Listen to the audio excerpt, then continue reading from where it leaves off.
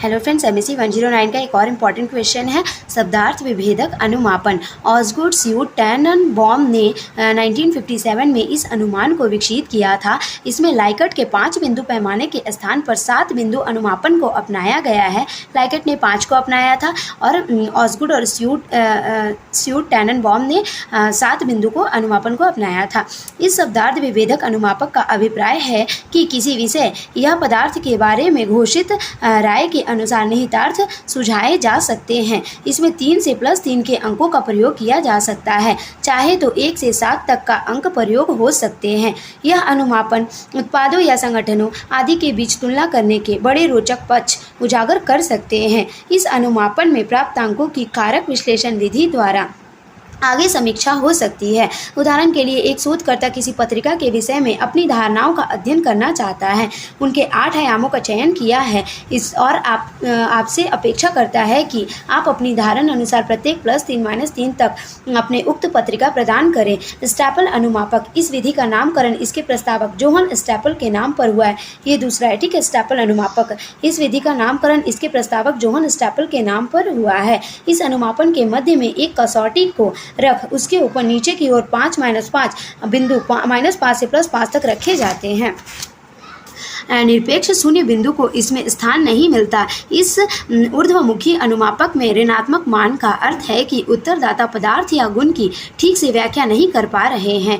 धनात्मक मान का अर्थ व्याख्या की सटीकता को दर्शाता है। उदाहरण, एक विभागिक भंडार को रूट अंडर द्वारा मूल्यांकन करें। +5 का मान इसे आपकी दृष्टि से सर्वोपयुक्त तथा -5 का मान आपके लिए अनुपयुक्त ठहराता है। इस विधि में प्राप्त आंकड़ों को अंतराल प्रकार का माना जाता है। इसमें टेलीफोन पर भी जानकारी पाई जा सकती है। इसका विश्लेषण करने के लिए शब्दार्थ भेदी विधि वाली तकनीकों का प्रयोग किया जा सकता है। वर्गानुसार अनुमापन, इस विधि में किन्हीं आयामों के अनुसार अनुमानित सापेक्ष बल के आधार पर पदार्थों गुणधर्मों को पूर्व निर्धारित वर्गों में विभाजित कर दिया जाता है। यह एक दृष्टिकीय अनुमापन विधि है। यह विधि सामाजिक जनकांकीय प्रश्नों के संदर्भों में उपयोगी रहती है। इसमें हमें या नहीं के रूप में जानकारी मिलती है। ये आंकड़े संख्यावाची या गुणवाची हो सकते हैं।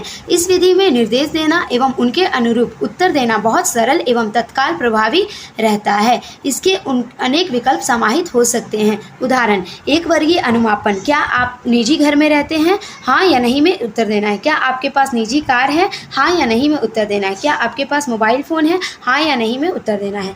बहुवर्गीय अनुमापन, कृपया चिन्ह द्वारा सूचित करें आप किस आय वर्ग में हैं। 5,000 से 10,000 तक आपकी इनकम है, या 10,000 से 15,000 तक आपकी इनकम है, या 15,000 से 20,000 तक आपकी इनकम है, या 20,000 से 25,000 तक आपकी इनकम है।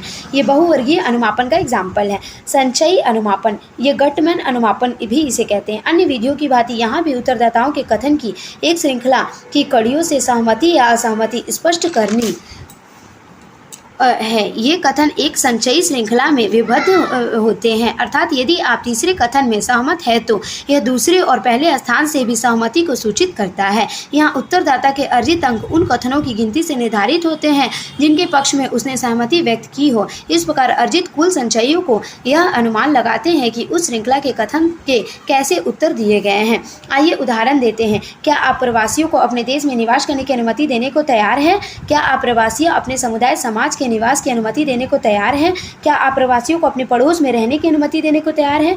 क्या आप प्रवासियों को अपने घर में रहने की अनुमति देने को तैयार हैं? क्या आप अपनी संतान को किसी प्रवासी से विवाह करने की अनुमति देने को तैयार हैं? इसकी विशेषताएं क्या है? इसमें किसी दृष्टिकोण में केवल एक आयाम का मापन होता है। शोधकर्ता का अपना निजी निर्णय अनुमान के विषय में समाविष्ट नहीं हो पाता। अनुमापन तो उत्तरदाताओं के उत्तरों से निर्धारित होता है। हानि, व्यवहारिक पटल पर संपूर्ण संचयी या एक आयामी अनुमापन प्राय सुलभ नहीं होते हैं। इसी कारण किसी न किसी स्तर पर अंदाजा लगाने से ही काम चलाना पड़ता है। अन्य अनुमान विधियों की तुलना में इसकी विकास प्रक्रिया बहुत उलझापूर्ण होती है। Thank you. अगर वीडियो अच्छी लगी हो तो please like and subscribe my channel and share it.